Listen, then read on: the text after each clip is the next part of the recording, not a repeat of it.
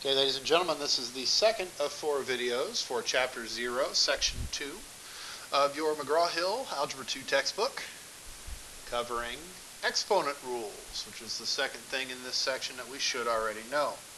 Essentially, in Algebra 1, we learn a total of 4 exponent rules, and then we put them all together. Those are the product rule, which says if we have the same base and we're multiplying two different expressions with exponents, that we are going to add those exponents. So x to the a times x to the b is equal to x to the a plus b. When we multiply the bases, we add the exponents. The quotient rule is very similar, except instead of multiplication, we're dealing with division. So if we had x to the a divided by x to the b, we would actually subtract those exponents. That would be x to the a minus b. So if we have division, same base, we subtract the exponents top minus bottom. The third rule is the power rule, which says if I have an exponent being raised to a second exponent, then I multiply those exponents. So x to the a raised to the b value, or x to the a raised to the b would be x to the a times b. And the fourth and final rule says that x to the 0 is always equal to 1. Anything to the 0 power equals 1. Now the other thing to keep in mind, which it doesn't really talk about here, but later on we'll talk about negative exponents.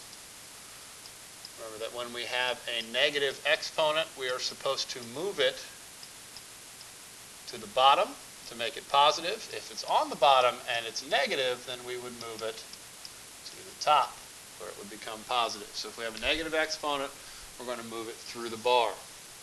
That's not going to be important in this section, as we're only reviewing Algebra 1 skills.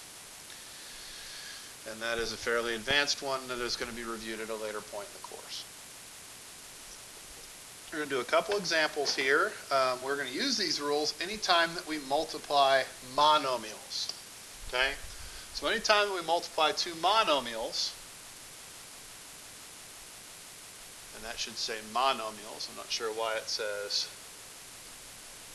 Okay, it should say two or more monomials. So that's cute. Need to remember to fix that later. We will multiply the coefficients and use the product rule on the variables. Okay? So in other words, we're going to go in here and we're going to say, okay, 8x to the 5th times 8x to the 5th times 3x to the 5th is 8 times 3 x to the 5 plus 5, because the product rule says I would add those exponents. X to the 5th times x to the 5th is x to the 5 plus 5, meaning my answer would be 24, because that's 8 times 3, x to the 10th. So we multiply the coefficients and we add the exponents. Now if there's more than one variable, that can get a little iffy.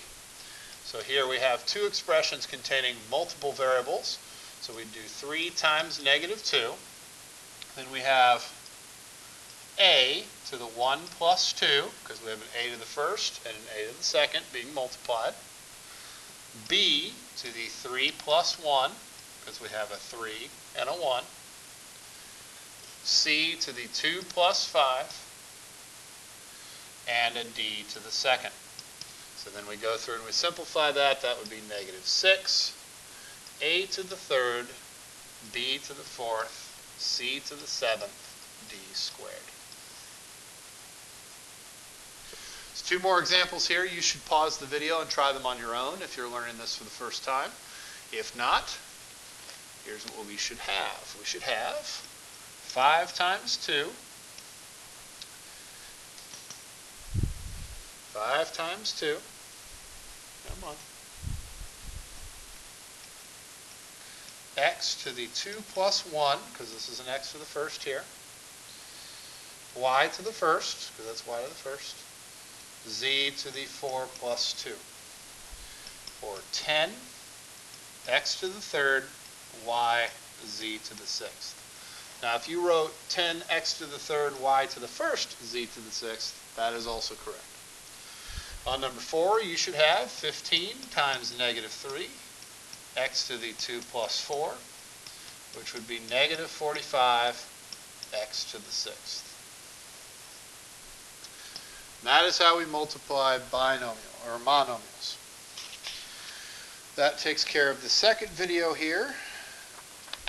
There will be 2 additional videos to cover the actual FOIL method and extending the FOIL method to cover other than binomials. That's the end of video 2. See you in video 3.